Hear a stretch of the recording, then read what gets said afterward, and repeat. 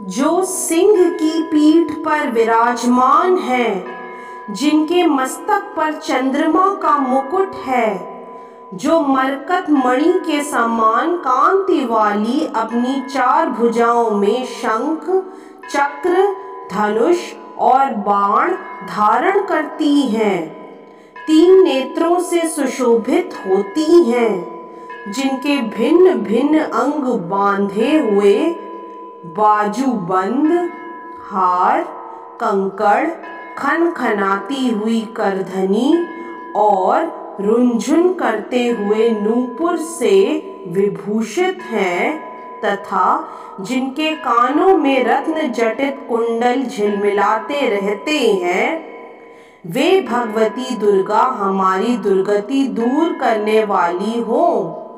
महर्षि अम्भृण की कन्या का नाम वाक था।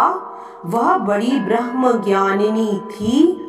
उसने देवी के साथ अभिन्नता प्राप्त कर ली थी। उसी के ये उद्गार हैं।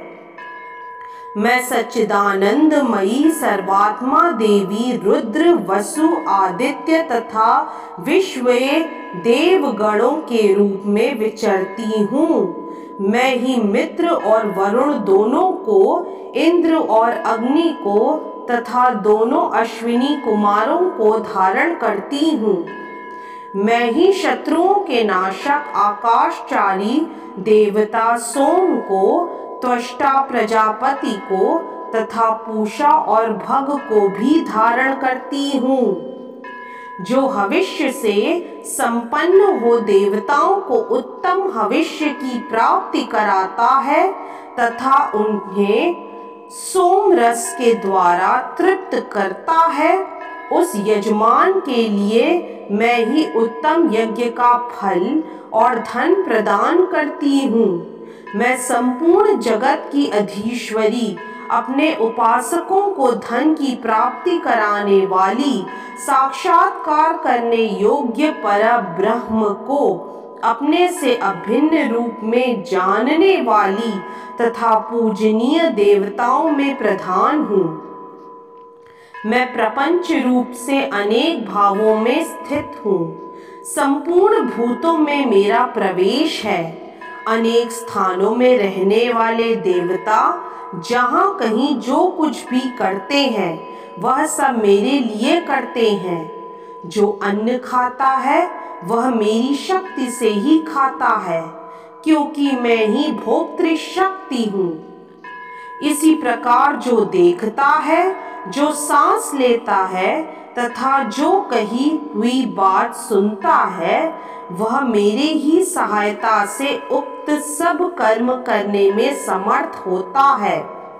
जो मुझे इस रूप में नहीं जानते, वे न जानने के कारण ही दीन दशा को प्राप्त होते जाते हैं। हे बहुश्रुत, मैं तुम्हें श्रद्धा से प्राप्त होने वाले ब्रह्म तत्व का उपदेश करती हूँ। सुनो, मैं स्वयं ही देवताओं और मनुष्यों द्वारा सेवित इस दुर्लभ तत्व का वर्णन करती हूँ।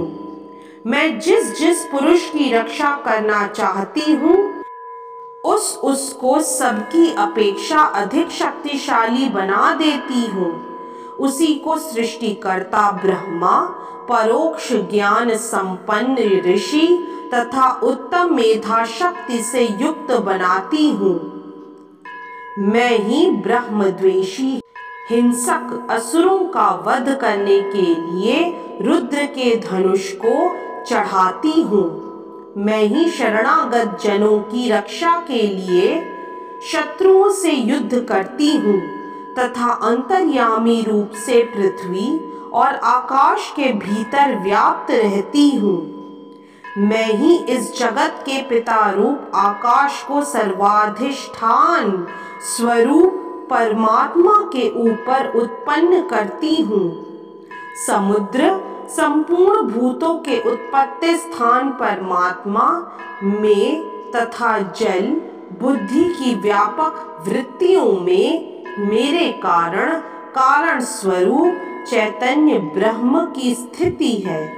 अतएव मैं समस्त भुवन में व्याप्त रहती हूँ तथा उस स्वर्ग लोक का भी अपने शरीर से स्पर्श करती हूँ। मैं कारण रूप से जब समस्त विश्व की रचना आरंभ करती हूँ तब दूसरों की प्रेरणा के बिना स्वयं ही वायु की भांति चलती हूँ। स्वेच्छा से ही कर्म में प्रवृत्त होती हूँ। मैं पृथ्वी और आकाश दोनों से परे हूँ। अपनी महिमा से ही मैं ऐसी हुई हूँ। जय माता दी।